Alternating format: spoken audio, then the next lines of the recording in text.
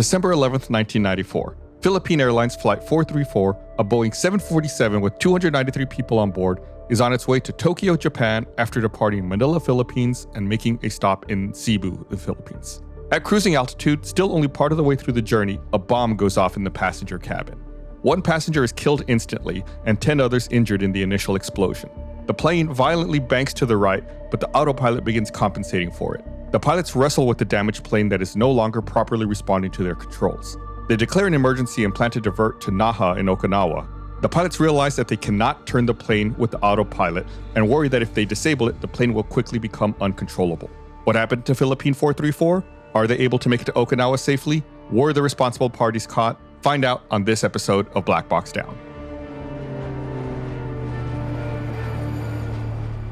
Hello everyone, welcome to Black Box Down. It's Gus and Chris. Hello, Chris. Hello. We're back. This one sounds good. It's interesting. This one kind of incorporates lots of things that we've talked about in the past. And it is, I know typically in the past I've said I don't like covering acts of terrorism when it comes to this podcast, just because that's not like a breakdown in the aviation process. That's a security issue, right? Totally separate thing. But this one is so far reaching and has so many implications that it was, I think it's a really interesting one to listen to. We can learn a lot digging into this one. Yeah, I mean, just on concept, like the autopilot keeping the plane stable, but also limiting what you're able to do with it is super interesting. Yeah. Yeah. and we've talked about issues like this before where after an accident or, something goes wrong in the air, the autopilot's compensating for something that the pilots don't anticipate. And then when they turn it off, everything falls apart very quickly. And that's here, the pilots had the presence of mind to kind of keep it on and be like, all right, let's evaluate what's going on. And let's be ahead of the issue and let's anticipate what could potentially happen and make a plan for it, which, is really smart. But of course, before we get into all of that, quick reminder to everyone, give us a follow on social media at Black Box Down Pod for pictures, videos, things that don't get conveyed in an audio format. You can get a little peek in more information on social media. Mm-hmm. Let's go and get into this one. We've had a small break with our supplemental episodes, so I'm eager to get back into it, Chris. Yeah. So this flight, this Boeing 747, was captained by Eduardo Ed Reyes, who was a 58-year-old veteran pilot who had previously served with the Philippine Air Force back from 1958 to 1964, and he'd actually flown with Philippine Airlines since 1964. So he'd been, flying for the airline for 30 years at this point. Which maybe plays into what we talked about, like being ahead of the plane and thinking ahead, and making sure that the ramifications of what you're going to do. The first officer was Jamie Herrera, who was a 46-year-old, also veteran pilot. He'd been with Philippine Airlines since 1970, so he'd been with the airline for 24 years. Again, another very seasoned pilot. And of course, they had a flight engineer in this particular flight. Wow, Dexter Comendador, who was also a Philippine Air Force pilot from 83 to 92. And then he'd been with Philippine Airlines since 1992. So he'd been with the airline for 2 years. So not as experienced. And this was been on the tail end of having an engineer, right? Yeah. Plus also it wasn't an old plane, but it was a slightly older 747. So being slightly older in 1994 means it was made back in the time when there would have been three pilots or three people in the cockpit. So, you're right. This is in that phase where newer planes being made at this time did not require three, but there were still some older planes being flown that did need three people. Okay. So, it's an interesting transition period that they just happen to be in at this point. And this flight departed from Manila at 5:35 a.m. So, it's a little confusing, but essentially it was like a Manila to Tokyo flight, but it stopped at Cebu. So it takes off from Manila, and if I'm understanding the geography correctly, it flies southeast to Cebu and then north up to Tokyo. Planes do that sometimes, They got to make a stop somewhere, people getting on. And of course, when they stop in Cebu, some people get off the plane, some people get on the plane. My autocorrect does not know what I'm trying to type with Cebu. CEBU.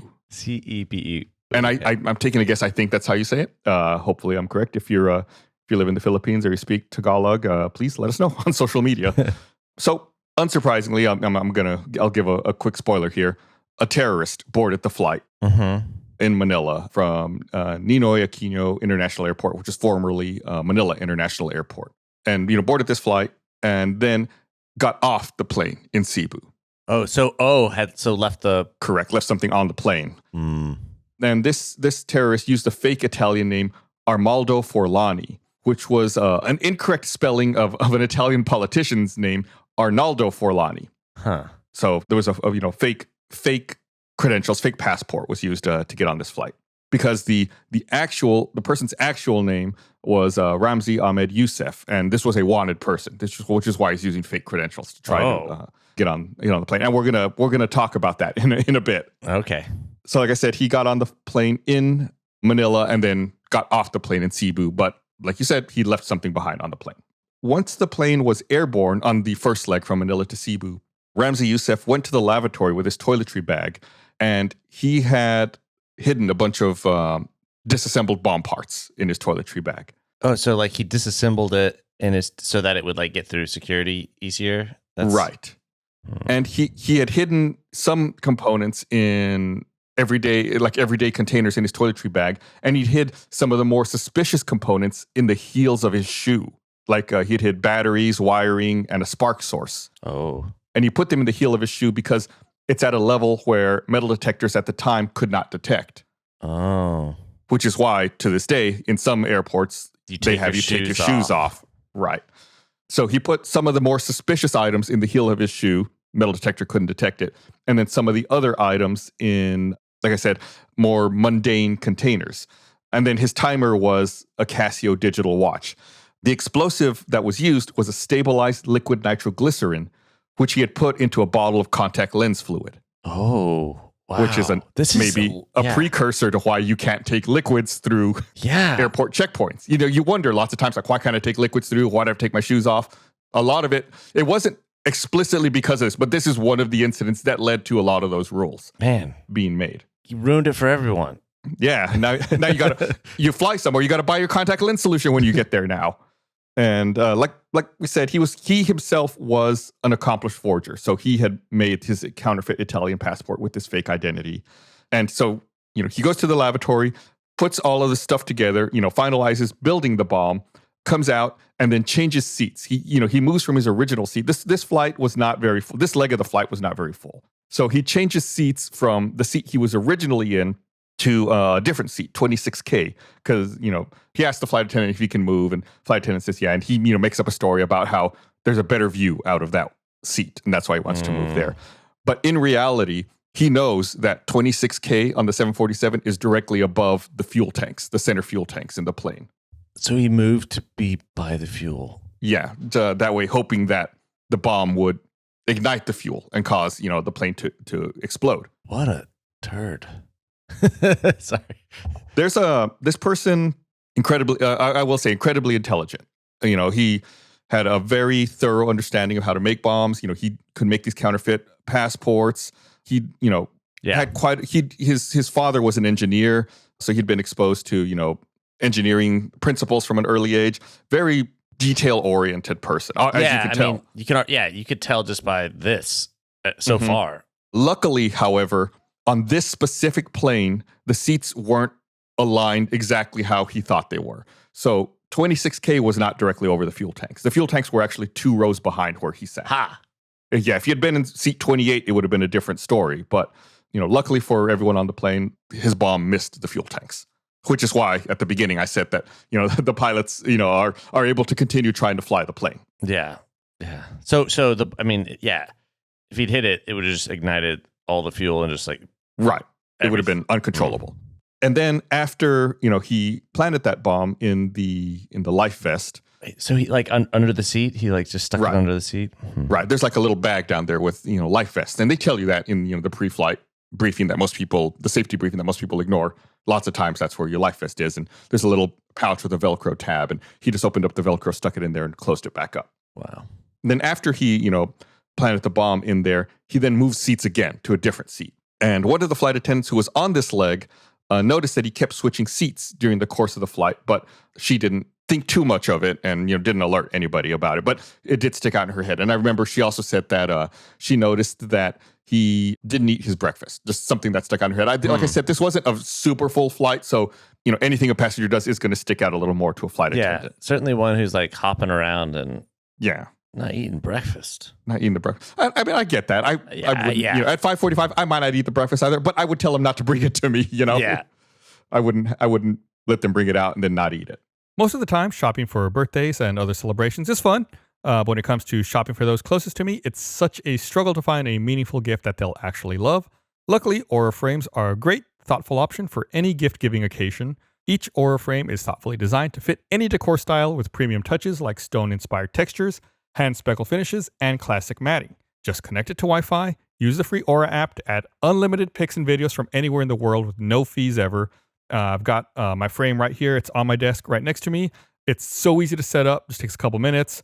And I don't know how you deal with photos on your phone, but most of the time they just sit there. So it's really nice to actually have a frame where you can easily just send photos to it from your phone and just have them pop up. And it's really nice. It's really easy to use. I think it's absolutely great. You can even preload frames with your favorite pics so they're ready to go upon delivery.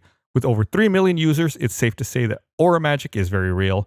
It's named the best digital photo frame by Wirecutter, New York Mag, and Wired. Aura frames are the easiest gift for all occasions coming up on your calendar and the perfect addition to your home. So right now, listeners can take advantage of Aura's best-selling Carver frames at their lowest price yet this time of year at $149. Just go to auraframes.com. That's AURA frames.com, and listeners can use code BlackBoxDown to get free shipping at checkout. Don't miss out on the gift of a lifetime. Terms and conditions apply. Again, that's auraframes.com with code BlackBoxDown. Do you know how much your subscriptions cost? Most Americans think they spend around $80 a month on subscriptions when the actual total is closer to $200. That's a huge difference. If you don't know exactly how much you're spending every month, hey, guess what? You need Rocket Money. Rocket Money, formerly known as Truebill, is a personal finance app that finds and cancels your unwanted subscriptions, monitors your spending, and helps you lower your bills all in one place. Over 80% of people have subscriptions they forgot about, like some streaming service you bought just to watch one show, or that free trial that you never even used, or you forgot to cancel. Rocket Money will quickly and easily identify your subscriptions for you so you can stop paying for the ones you don't want. Simply find the subscription you don't want and you just press cancel. Rocket Money will cancel it for you. No more long hold times with customer service or tedious emails back and forth.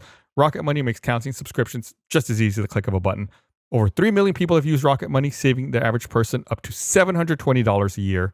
I feel like I'm on top of it. I know all of my subscriptions. Even I found a subscription that I'd forgotten about with Rocket Money. And it's so easy. You just click cancel and it takes care of it for you. I normally dread having to do these things. It was great. One, having to find something I forgot about. And then two, making it super easy to cancel. It's unbelievable. I think you should absolutely give it a shot. So stop throwing your money away. Cancel unwanted subscriptions. Manage your expenses the easy way by going to rocketmoney.com/blackboxdown. That's rocketmoney.com/blackboxdown. rocketmoney.com/blackboxdown. Then, when the plane landed in Cebu, Yusuf and 25 other passengers left the plane. They, deplaned. That was where they were going. And then 256 passengers and a new cabin crew boarded the plane for the next leg, which was the trip to Tokyo. Many of the passengers were Japanese citizens. Some were coworkers who were traveling as part of a tour group.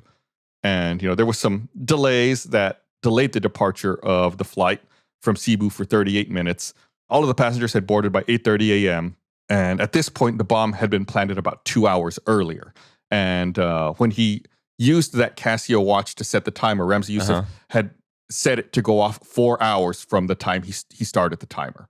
So the bomb had been planted 2 hours earlier. So this was 2 hours to go until the bomb explodes. The flight was cleared for takeoff at 8:38 a.m. with 24-year-old Haruki Ikegami, who was a Japanese industrial sewing machine maker, returning from a business trip to Cebu, sitting in that seat, 26K. Oh, Bad luck. yeah, poor guy.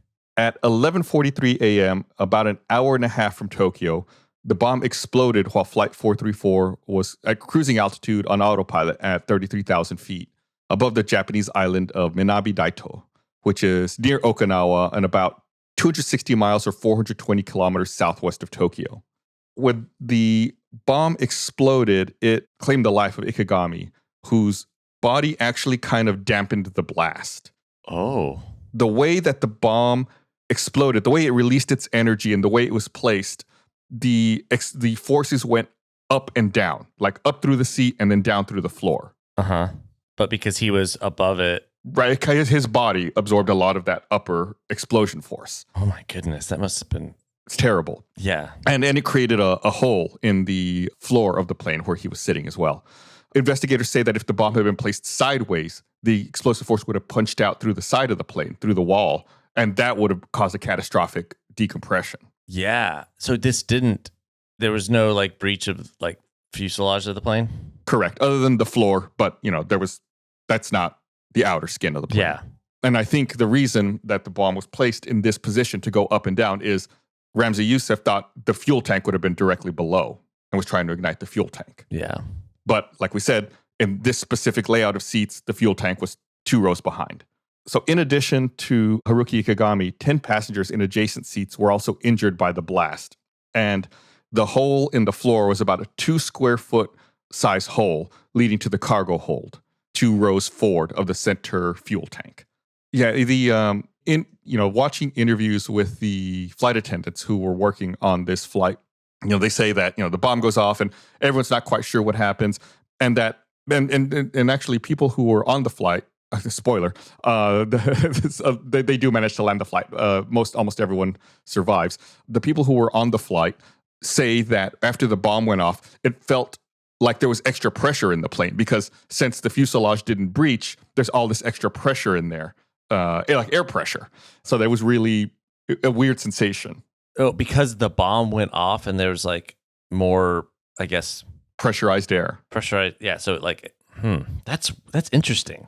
Yeah, it's a strange thing to think about. Anyway, the flight attendants who were on this flight said, their first priority was to take care of any injured passengers and assess the damage and figure out what's going on.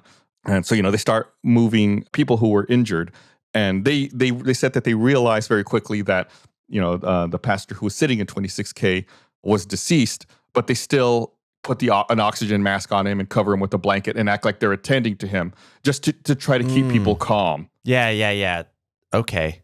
That's smart. Yeah, I think it's really smart. It's not something I would have thought about in the moment. I assume that's like training or someone who's like really on top of it in the moment thinks about that to take, to try to keep people calm and keep people in their seats, which is also super important. Yeah, that's really smart. I wouldn't think about that either.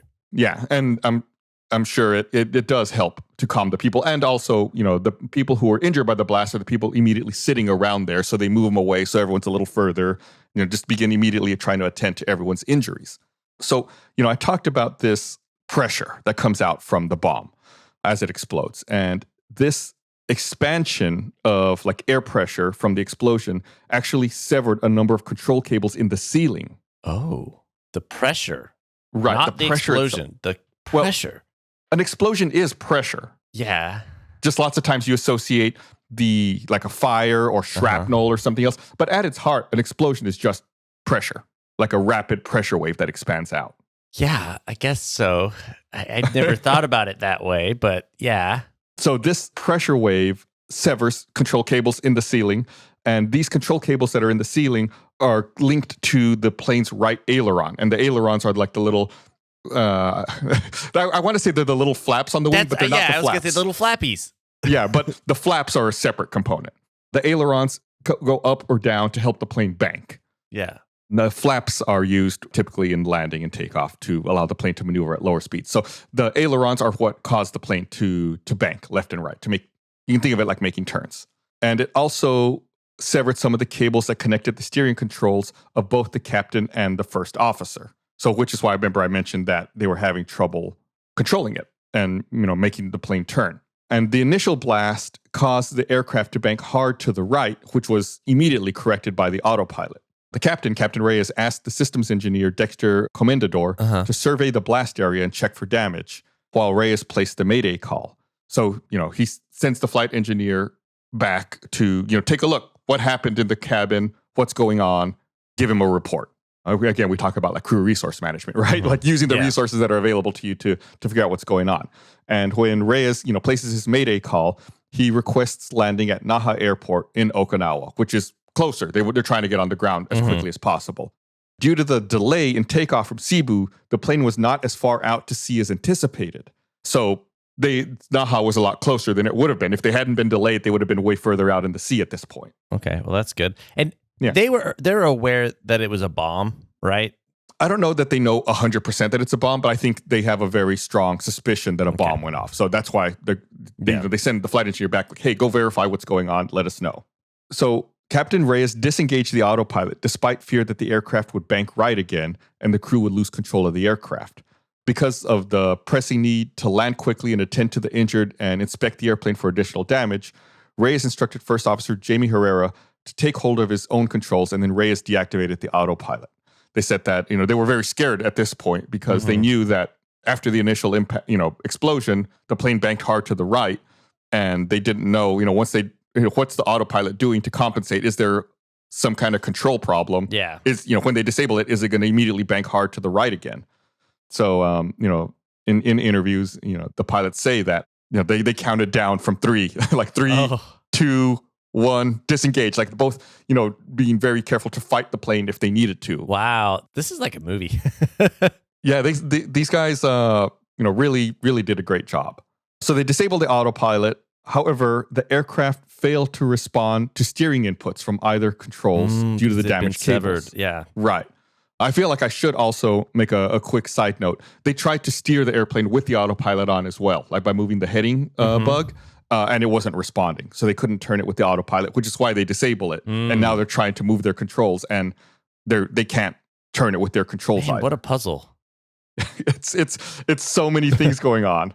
So they came up with a solution that we've talked about before that other pilots will do in this case when they can't steer the plane. They vary the engine's throttle settings. I was wondering, is I just gonna do it via controlling where the plane goes, like unofficially? Right. So it's like you use asymmetric thrust. So, if, for example, if you want to turn right, you increase the thrust on the left side engines and decrease the thrust on the right side engines, and then vice versa to turn left. Yeah. So they begin using the throttles to steer the plane, and we've covered incidents where this works out great. And we've also covered incidents where this does not work out too great. So they use the throttles to steer the plane, and they're able to reduce their airspeed in order to control the radius of the turns to allow the plane to descend. So I don't know if you ever think about this. Even think about the same thing happens in a car. If you're going straight and you try to turn, the faster you're going, the wider your turn is, the more space you need. Where if you're going really slow, you can make a lot tighter of a turn. So they're trying to reduce their airspeed to kind of keep their turns tight. That way they're not making these huge arcing turns. Yeah, they are good. Yeah, they really are. And also they have the presence of mind to dump fuel to lessen the strain on the landing gear. Oh, man. Because, again, that's another thing they're wondering. Like, they're having control problems. They're not able to control the plane. When they try to drop the landing gear, is it even going to go down? Oh. They don't know the extent of the damage to their controls. And it's not like they can just drop it and test it right now. That might cause another problem. So they got to wait until they're closer to deal with that. So it's like, all right, let's just go ahead and start dumping fuel now in anticipation of, needing this later. Yeah, that is scary. It's scary, the idea of let's just get rid of all our fuel. Yeah. Well, I think, it's crazy. I think they requested to dump 36 tons of fuel, which is a lot, but they know that they're going to Okinawa. I don't know. They didn't say anything in the report about them looking for a fuel leak, but I think they didn't notice any abnormal usage of fuel, so they can probably figure there is no leak of fuel. So it's safe to dump it in order to reduce their weight. So when they contact Okinawa, the Japanese air traffic controller actually experienced difficulty trying to understand what Reyes was asking. I remember, again, we've talked about this before. Aviation English is the standard for communicating worldwide. So now you have a Philippine captain trying to speak to a Japanese air traffic controller in English. Presumably, English is neither of their first languages. And I don't know how busy Naha is, but they might not deal with a lot of international flights. They might be used to dealing with domestic Japanese flights. Yeah. So an American air traffic controller stepped in to actually help communicate with Reyes. There's an American air traffic controller who was at a U.S. military base on Okinawa. He took over for the Japanese controller to help Reyes come in and land. It's always cool when there's emergencies and people are stepping up, Yeah. It sounds like everyone in this story is above and beyond. The flight attendants are on top of their stuff, and everyone's doing really good. Yeah, and I think specifically with the flight attendants, I think it's easy for a lot of passengers to slip into that false mindset of they're just waiters, in the sky. They're just here to bring me my food and my drink. But it's like, they're really there for safety. They're really there to take care of you. If something goes wrong, that's their job. That's why they're there. Yeah, I mean, they do so many little things that you don't think about. Right. Well, and the thing is like in a normal situation on a plane, you don't ever see them do those things because they don't need to. Right. Yeah, they'll do the safety demonstration, which we talked about. Most people just ignore. But there is a lot that's going on behind the scenes that you may not be aware of. And they're there if something goes wrong to make sure you're okay and to take care of you.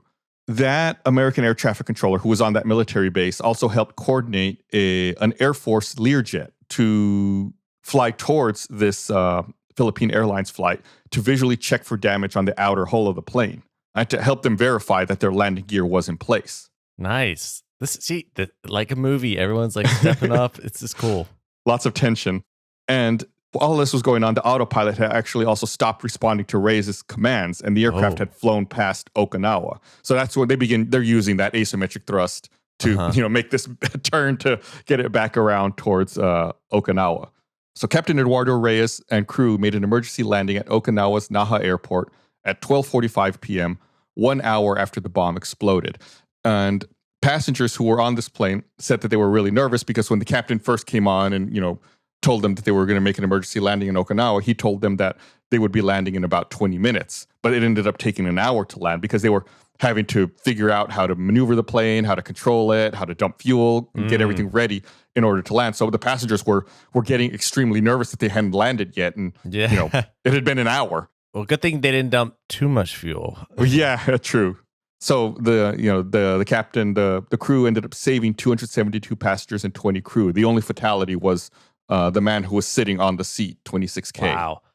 And so the landing was just uneventful, super smooth, no problem. Is crazy. The landing gear dropped just fine.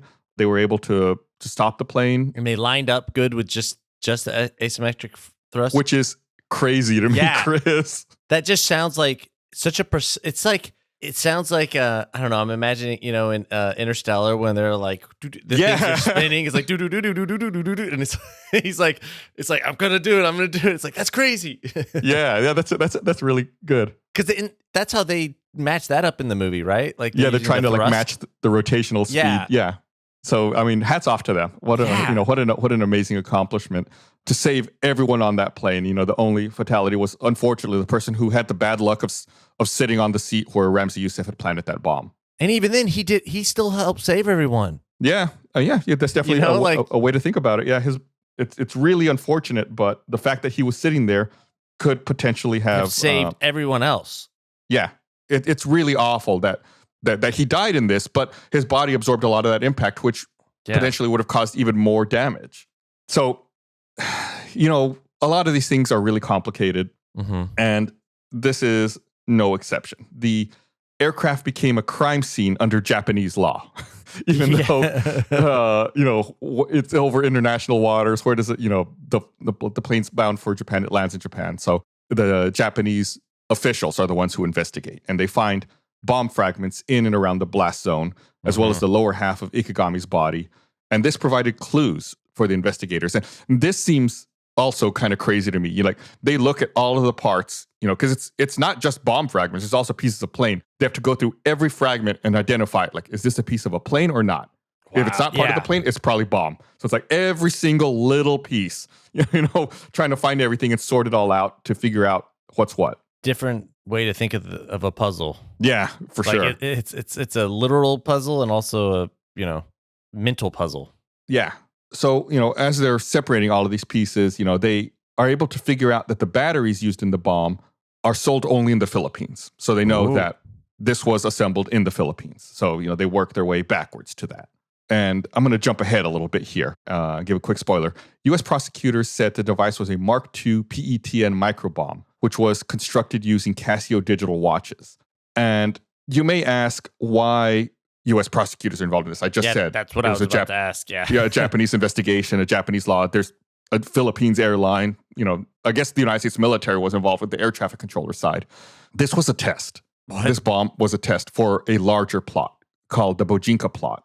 Oh my! It just keeps getting crazier. When you said it was a test, I was like, a test for what? Yeah, the terrorists. They were testing other Wow. The feasibility of getting this bomb on the plane and how much damage it would do. So they were just doing it just to test it? Yes. Oh my God. Let's just blow up a plane to see if we can later blow up a plane? It's worse than that, Chris. This test bomb on this Philippine Airlines plane used 1/10 of the explosive power that was planned to be used on other planes. This plot, they wanted to use 5 different people, each with 3 bombs, and they were going to go out and place a total of 15 bombs on 15 different US-based airliners and have them all explode within 6 hours of each other. Oh my God. Potentially killing, they wanted to target about 4,000 people total. And then, imagine the panic that would cause if on one day, 15 different planes blew up. Yeah, that would be no plane would take off. No. And on top of that, this plot, the Bojinka plot, also included plans to assassinate Pope John Paul II because he was about to visit the Philippines the next month after this test. They're trying to kill the Pope? They were going to try to kill the Pope and plant bombs inside several United and Delta Airlines flights out of Bangkok. Like I said, targeting 15 planes in total, all within 6 hours of each other. Wow, that is wild. On this plot, the Bojinka plot, Yusuf allegedly worked with his uncle, an Al-Qaeda member, Khalid Sheikh Mohammed. And Yusuf conducted a trial run of the plan with this flight, Philippine Airlines Flight 434. So police uncovered this entire plot about a month after this bombing happened. They uncovered this on the night of January 6th into the early morning of January 7th, 1995. How? Yeah, that's a good question. So police in Manila at the time were on heightened alert because the Pope was coming to visit. Yeah. And they were trying to make sure nothing was going to go wrong. Ramzi Youssef had brought an accomplice over with him to begin making these bombs for the Bojinka plot. And they were working out of Ramzi Youssef's apartment in Manila. And while they were making the bombs, they made a mistake with one of them, and it started releasing like an acrid smoke into their apartment. So, they try to cover it up. They open up the windows and, they need to leave the apartment for a while to let it air out. And as they're doing that, like the doorman comes up to investigate because he sees smoke coming out of the building. And they tell him like, oh, no, it's just fireworks. It's no big deal. We're just airing out the apartment. And the doorman wants to go in and look for himself, but they don't let him. So, Ramzi Youssef and his accomplice, they leave. But the doorman knows the Pope is coming. The police want to know if anything suspicious is happening. Wow. So first he calls the fire department. By the time the fire department shows up, they're like, the smoke's gone. It's fine. No big deal. The fire department leaves. And then the police show up and the doorman lets them in to look in the apartment. And the police go in and they look and they realize like, oh my God, they're making bombs in here. And as they're doing that, they show up. Well, his accomplice shows up because Ramzi Youssef remembers that he left his laptop in the apartment and has incriminating information on it. So he sends his accomplice to go get it. The accomplice shows up while the police are there. They see him and they chase him. They try to shoot him but miss. But his accomplice trips and falls and they detain him. I got him with a trip. Yeah. This is so much. Everyone's on top of it. Even the doorman. It's like, yeah. Well, I mean, I think this was like a big national thing. It's a big deal that the Pope was coming at the time. Everyone is on high alert to make sure everything's okay. Hey, get some popcorn. This is crazy. Before we started recording, I told Chris this is going to be a very complicated episode. I've got a lot of windows open with a lot of different information to pull from. So they're unable to arrest Ram. They're unable to find and arrest Ramzi Youssef that night. He escapes. Were they able to identify that it was the same dude? Yes. They go through the apartment and, they find some of his forged IDs and some of the, the other stuff he's done. And they realize that it's Ramzi Youssef. And they've been looking for him. I don't know if this name sounds familiar to you or to any of our listeners. It sounds familiar. Ramzi Youssef was responsible for the 1993 bombing of the World Trade Center. That's where I heard its name from. Right. So ever since then, the United States has been looking for him. That's also why the United States got involved. And I mentioned them earlier. The United States has been looking for Ramzi Youssef because of that World Trade Center bombing from 1993, which I feel like many people forget because obviously something way worse happened 8 years later there. But that explosion killed 6 people and injured over 1,000. And that was in February of 1993. So about 2 years before this. Wow.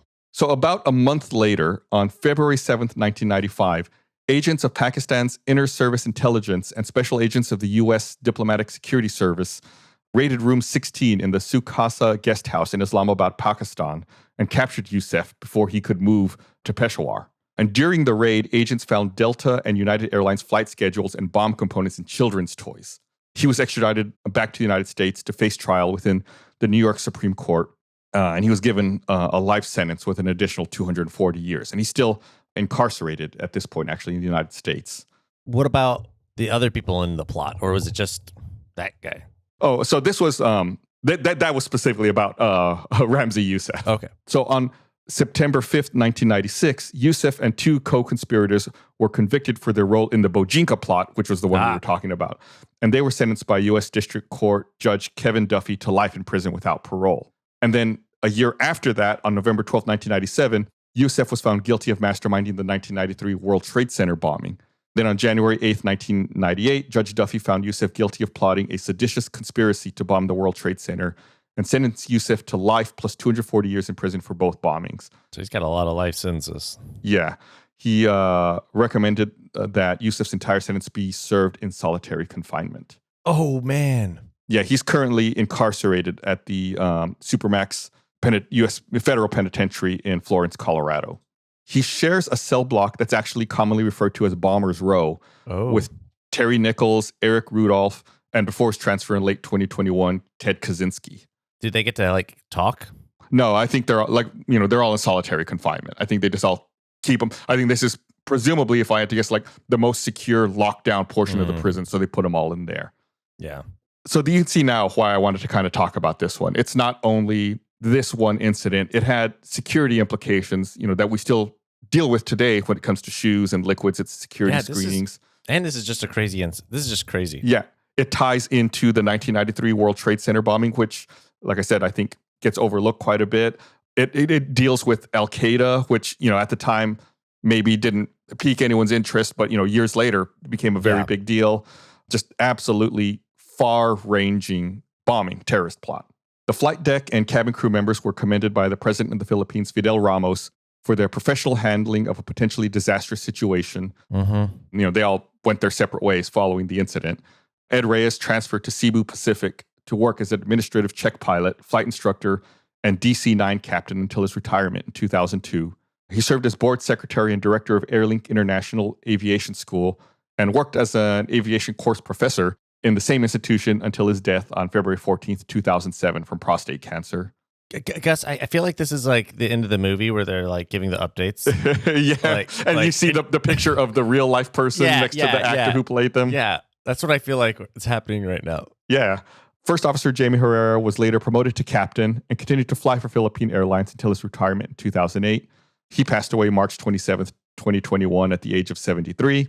Systems engineer Dexter Comendador also moved to Cebu Pacific in 1998 and served as a management pilot in that company, then moved to Philippines Air Asia in 2011, where he served as COO and was later appointed as interim CEO in July 2016 and CEO in January 2017. He eventually retired in July 2019. Got a boss. Yeah, he ran an airline after all of that. But that's it. That's Philippine Airlines Flight 434. Really, man, I cannot. I feel like it's impossible to overstate how far-reaching this particular incident is. Because of all the safety stuff, and a lot of that stuff though didn't really start until after 9/11 though, right? Yeah, because really, I think the shoes coming off, if you remember, was after that attempted bombing by Richard Reed, where he tried to ignite one of his shoes. And I think even that was post 9/11. Yeah, it was. But it might have been like, this is like a realization that the shoes is a thing that people are, a weakness, an opportunity for people to sneak stuff on. So we need to do something about it, right? Right. Yeah, I think maybe at the time, it was like, we stopped it, not a big deal. And I think as, the years went on and you see repeated plots, it's like, okay, no, we need to do something to try to address this. Plus nowadays, the screening machines are a lot more thorough. There's also those like body scanners that's it's not just like a primitive metal detector. The technology has come a lot further. At the time, I think the machines that did that were, a lot slower and maybe more expensive. So it just, we had to kind of maybe wait for technology to catch up. But, things like taking shoes off, I feel like that probably should have been addressed probably after this. Yeah. Because that would have been an unbelievable plot if they hadn't been caught. If, I can't imagine if, they hadn't made that mistake and, caused smoke to come out of their apartment. And, if the Pope hadn't been visiting and the doorman hadn't called the fire department and the police. But they wanted to kill the Pope too, right? I mean, that was part of they were literally, part of the, that's crazy. It's like, well, there's all the added security. Just want to be better safe. Don't want any plots, to kill the Pope, right? Ha ha ha. No, really though. No, yeah, for real. Some people might be trying to do this. God, this is crazy. Yeah. What a movie. I think it would be really fascinating to see that. But yeah, if you're interested and you want to read any more about it, like I said, it was called the Bojinka plot, Bojinka. They were targeting. We didn't even get into the full planning or the full things that they were planning to do. I mentioned they were planning to assassinate Pope John Paul. They were trying to take down American airliners. They also wanted to attack CIA headquarters. I mean, this was a very far-reaching plot. I mean, I guess it's shown that like he would just keep doing it if he kept getting away, right? I mean, because he'd already done. Yeah, you know what I mean. Like it's not like he was a one and done kind of terrorist, right? You can tell he'd already done the World Trade Center bombing. Had this other plan. In fact, the plot to attack CIA headquarters was kind of a premonition. Now when they uncovered that, I feel like they should have maybe looked a little more into it. They were going to fly a small airplane filled with explosives and crash it into CIA headquarters was their plan. Oh, which was an idea that they kept around and did eventually use later. And this was also, I think, maybe the genesis of the idea of what led to 9/11 as well. But yeah, read up on the Bojinka plot. It is now, knowing what we know now, it is eerie to read the things that they were planning and what eventually did end up happening. And I think, as a result of that, I think that's why now threats are taken a lot more seriously. Yeah, what a turd. Yeah. All right, that's it. Again, check us out on social media at Black Box Down Pod, where you can see. I don't know what images I'll post. I'll see what I can dig up. I think I've seen some official photos from inside the plane showing the damage that the bomb did. And I know this is I'd be interested in seeing some of the stuff the guy his mugshot or something.